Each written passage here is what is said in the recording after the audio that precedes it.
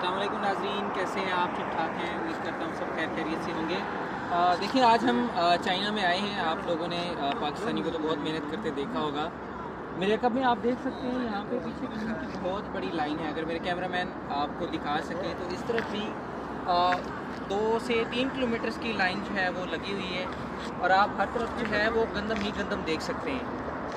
तो कहने का मकसद ये था कि अगर हम अपने कंट्री को इतना ही सेफ़ बनाएं कि हमारा किसान जो है वो सड़कों पर भी इवन कि अपने खेत के अंदर भी अपनी फसल को महफूज बना सके, तो ये हमारे लिए बहुत फ़ख्र की बात होगी।